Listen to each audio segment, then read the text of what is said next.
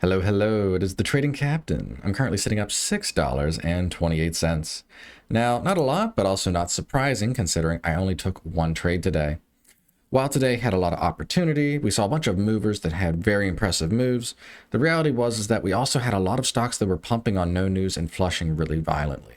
And because of this, I was really hesitant to just jump on something because it was moving, and I was really looking for the best setup I could find.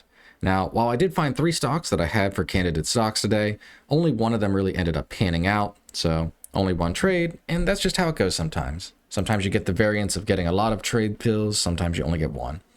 So let's look at how I actually did on this trade. So for this trade, I was mostly looking for a breakdown setup.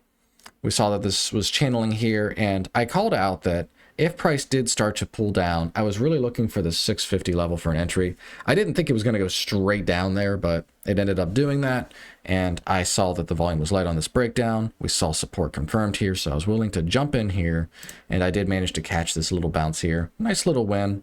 Helps out getting those small chips as you go along. But more to the point, I want to talk about my sizing because this is something that's been ongoing as I have been in rehab. This is day 5 now, and I feel comfortable. I'm really getting back into the groove of it now, so I'm going to increase size going into tomorrow from half size up to 3/4 size. So I will be trading with 7.5% of the account going into tomorrow per trade.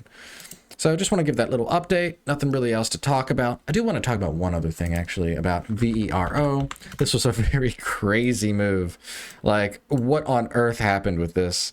So I was watching this live whenever it halted pending news, and it turns out they're just like, yeah, we're just going to delist from the NASDAQ, just willfully do it.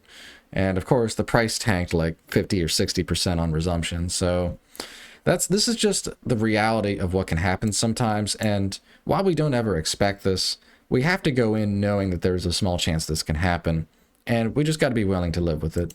Now, while I have been caught in secondary offering flushes before, I've never been caught in a delisting, willful delisting notice, but these can happen. And occasionally, I mean, not very oftenly, maybe like once a year, twice a year, it is realistic that you can get caught in something like this. And it's not necessarily you did anything wrong, right? This is just they immediately halted pending news, but just something maybe to keep in mind going forward that you kind of need to price in that eventually, occasionally, you're going to get stuck in something like this. Not great to think about, but it is worth addressing or just confirming so you're aware of it.